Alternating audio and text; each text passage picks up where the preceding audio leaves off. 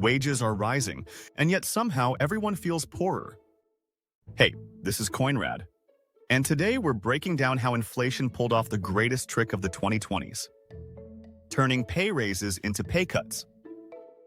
In the past few years, headlines bragged about record wage growth. Employers were desperate, workers finally had leverage, and paychecks were climbing faster than they had in decades. For once, it looked like the little guy was winning. But that victory turned out to be smoke and mirrors. Wages rose 5 or 6%, but prices were climbing 7, 8, even 9. You'd check your pay stub and feel proud. Then go grocery shopping and realize everything on your list suddenly cost 20% more. That's not progress, that's a mirage. By mid-2022, the average American worker's buying power had dropped roughly 4% compared to before the pandemic. In plain English, you were working just as hard for 2 fewer weeks of income every year. Still, the headlines kept celebrating. Wages soar. Best job market in decades. Sure, but the only thing soaring was your grocery bill. Eggs up 40%, gas over $5 a gallon, rent jumping like it's in a contest. You didn't get a raise. You got a slightly bigger bucket in a much faster rising flood. So how did it all go sideways? It started with chaos. Supply chains breaking, factories shutting down, energy prices spiking, and everyone spending their pandemic savings at once. Demand exploded right as supply collapsed. Prices shot up like fireworks. Then came the second act. Corporations realized everyone expected prices to go up, so they took full advantage. They didn't just raise prices to survive, they raised prices because they could. They blamed supply chain issues, fuel costs, and global uncertainty, but their profit reports told another story entirely. Economists later called it greedflation. Between 2021 and 2023, corporate profit margins hit record highs. Grocery chains, energy giants, and shipping firms were all bragging about inflation-adjusted earnings that somehow didn't adjust for you. Imagine you're playing Monopoly and the banker suddenly decides rent on your property just tripled because the market changed. You ask why. The banker shrugs and says, inflation. While corporations padded their margins, ordinary workers tried to keep up. Restaurants raised hourly pay, warehouses offered signing bonuses, but those small wins vanished the moment rent came due. A 4% raise meant nothing when your landlord demanded 10%. For younger families, it felt like running on a treadmill that kept speeding up. For older workers, retirement dreams started slipping away.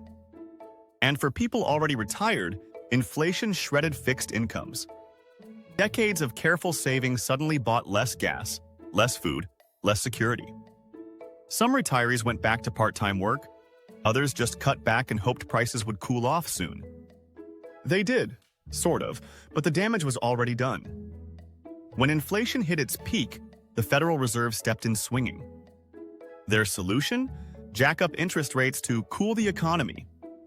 Translation: make borrowing harder, slow down hiring, and hope prices calm down. It worked. Eventually, inflation eased. But so did wage growth. Raises got smaller just as credit cards, mortgages, and car loans got more expensive. For anyone trying to buy a house or pay off debt, it was like curing a fever by turning off the thermometer. The logic was simple.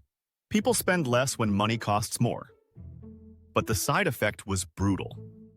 Workers, already behind from inflation, now faced a job market tightening again.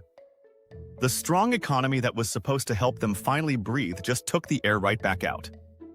By 2024, inflation cooled to around 3%. Headlines cheered. Crisis over. But walk into any supermarket and those prices didn't magically drop. A gallon of milk that cost $4 at the start of the decade still costs $5. Rent didn't fall. It just stopped rising as fast. Around that time, real wages did begin to creep back in some industries, small gains after years of erosion. But it's not a full recovery, and for many people, it still doesn't feel like enough. The old prices never came back. Wages kept inching up, but always chasing a target that had already moved miles ahead. And even in 2025, Real wages in many industries still haven't fully recovered to pre-pandemic levels.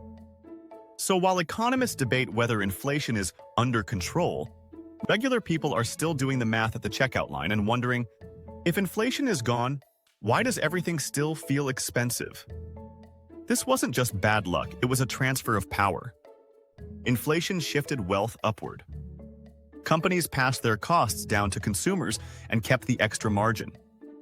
Workers lost leverage, savers lost value, and the wealthiest 10%, the ones who own the assets, quietly gained.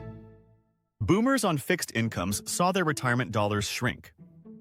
Gen X and millennials watched their raises dissolve into rent and childcare. And Gen Z? They entered the workforce just in time for everything to cost more than ever. For 3 generations, we've been told that hard work pays off. The 2020s reminded everyone that hard work doesn't mean much when the system keeps rewriting the scoreboard.